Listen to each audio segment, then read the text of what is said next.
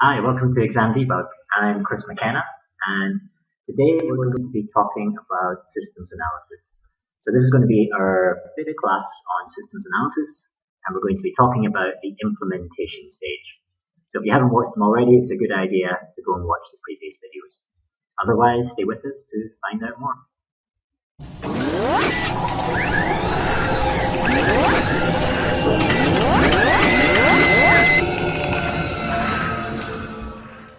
Okay, so let's have a look at implementation.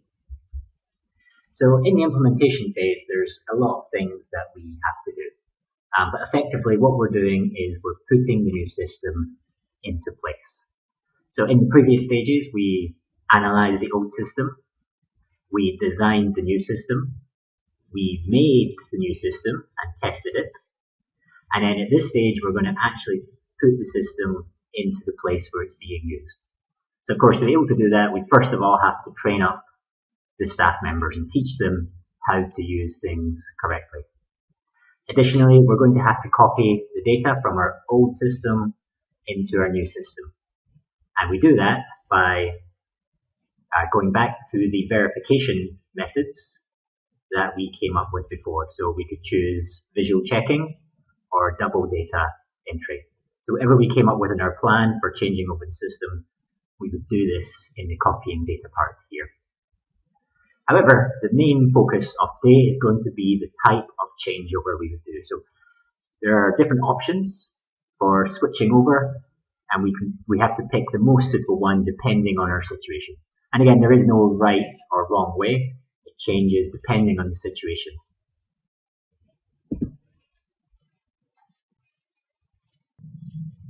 Okay, so we have four types of changeover: direct, parallel, pilot, and phased. We're going to go through them all together, but just remember there's no right one, there's just the right one for the situation. So our first option, direct, is what we're doing is we're stopping the old system and starting the new one. So maybe during the day we'll use the old system, at night we'll change everything over, and on the next day we'll start the new one with the old system gone. This is quite good because it's not very expensive. Maybe. We'll see later why it might be wrong. And the big advantage is we get the benefits of that new system right away. So remember, the whole reason we're changing over is probably because there's some kind of problem or weakness in the original system that we want to overcome. So if we have the new system right away, then we get those benefits immediately as well. On the downside, if something goes wrong, it can cost us a lot of money. So if something bad happens, we have no system. So that could mean, for example, if it was a bank or something, then that could mean they couldn't do business for the full day, or perhaps even longer, depending on how integrated the older system was. Can we put it back up again? Can we not? So if this fails, then we could be in big trouble.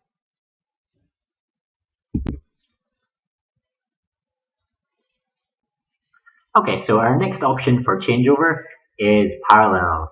So this is like you have two parallel lines. They're both going along together. So we're running both of them at the same time. We have the old system and we have the new system there. That way, if the new system breaks, then the old system can continue running and we're not going to lose out on lots of money. So say, for example, we had a bank. If the new system went down, then we could just jump back to using the old system, because you would keep them both up to date at the same time. You'd still be using the old system as well as the new system. So this is really good because it's not so risky, especially compared to direct. However, it can be really super expensive. So if you're having to do twice the amount of work, if the staff member is having to enter into one computer and into another computer, this can be a lot of work. And that makes it quite expensive because you're going to have to maybe pay more people to do this job. Another advantage though is we can gradually train staff. So it might take a little while to get used to the new system. So having the old system there keeps us protected, and it allows us to train people gradually. Now our third option is pilot. So this is kind of like having a test pilot. Try out the plane before you have all of the planes using a particular system. So if one crashes, that's bad, but it's not like every single plane in your fleet crashing. So pilot is when we introduce to just one part of the company. We introduce the new system to only one part of the company. For example, maybe we start and we put it into the HR department first, the human resource department. And that part of the company will use it. If it's successful there, then we can start introducing it to different parts of the company. So this is good because if it fails, then only one section of the company is affected. For example, if it fails, the HR department might not be able to do their work for a day, but the accounting department would still be able to do their work. So only a part of the company would be affected. You can train staff in groups, so especially if you're doing pilots, the trainers can come to one part of the company, and then they can move to another part of the company. They could start in accounts when you're doing the pilot there, and then they could move to somewhere else as you're moving the new system throughout the company. And it's less expensive than parallel. So so if you're using less people for training, if you're training in batches, then you need less people to train, but also you're not having the same system running in parallel all the time. However, it is a bit more expensive than doing a direct changeover, but safer. So pilot is kind of in the middle between direct and parallel. Okay, and our last option, phased. Again, this is kind of in the middle between direct and parallel. It's if it fails, it's bad, but it's not as bad as the whole system being destroyed. So this one, we're bringing in the system in phases, in stages. So what that would mean is we would bring in different parts of the new system gradually to the whole company. Let's say, for example, we have a new system and part of it is a new email system. They're going to start using Gmail instead of using Yahoo. So that part we could bring in first. And once people are okay with using Gmail, then we could start bringing in the next part of our new system. And then the next part, maybe the new database would be next. And once people are okay with the new database, we could bring in something else and something else. The different parts of the new system would be brought in gradually. So again, advantage-wise, it's not as bad as direct changeover if something goes wrong.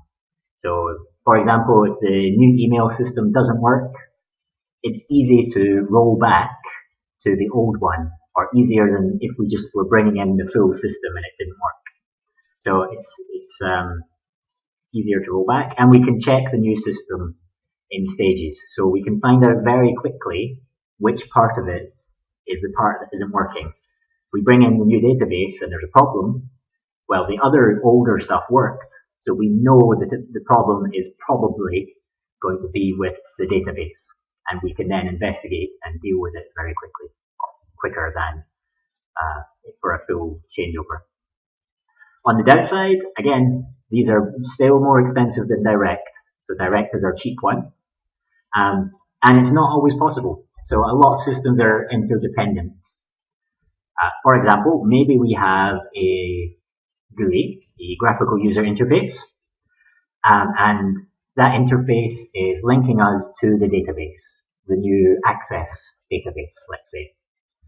Now, we probably couldn't separate that interface and attach it to a MySQL database. The code behind it is probably not going to match up. So it's not always possible to separate different parts of a interdependent system. And so it can sometimes be hard to actually use phased implementation properly. Okay, so those are our 4 types of changeover. That's direct, switching the system from the old one to the new one overnight. Parallel, running the two systems both at the same time. Pilot, trying it out in one part of the company before then moving it on to other parts of the company. And phased, trying out different parts of the system gradually. Okay, so a bit of a test for you then. Which type of changeover would you recommend for these three situations? So, Mr. Awesome's small gym, an international food company with offices in different countries around the world, different cities, London, Berlin, Beijing, and a hospital. So there's more than one right answer, but you should try and give a reason why you would use that type of changeover. So pause the video and try it out. Okay, so Mr. Awesome's small gym, we're probably going to be using a direct changeover. The reason for this is if something goes wrong in Mr. Awesome's gym changeover, then the effects are not going to be that catastrophic. It's a small system. Okay, he might lose a bit of money, it might be a bit of hassle, but it's not going to cause any major effects. Also, he's got a small gym, we're trying to do it in the cheapest way possible. So a direct changeover is probably our best bet here.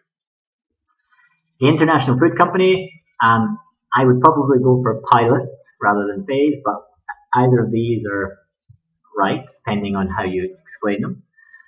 Pilot would be quite good because, as we mentioned, there are different offices around the world, so it would be better if we tried it out in the Jakarta office, see if it works there. If the new system works in Jakarta, then we can try it out in Beijing or somewhere like that. And the hospital, we would probably go for parallel, depending on which part of the hospital, but we don't want the hospital to ever be in the situation where everything is shut down. So we want to be extra safe here, even although it's going to be more expensive, because we don't want people to die. So a parallel system gives us that backup in case something bad happens. Okay, so for those of you who have been following along, you've been making your own companies and doing systems analysis on them. So if you could write down or add to your document, what changeover would you use in your company that you've been designing? So that's it for implementation. You've got to remember the 4 types of changeover and be able to talk about the advantages and disadvantages of each. Next class, we're going to be looking at documentation, so you can follow on the playlist for that. But also please come and check out examdebug.com. If you have any questions, you can stick them in the comments below. And if you could please subscribe as well, that would be great. And good luck with your exams.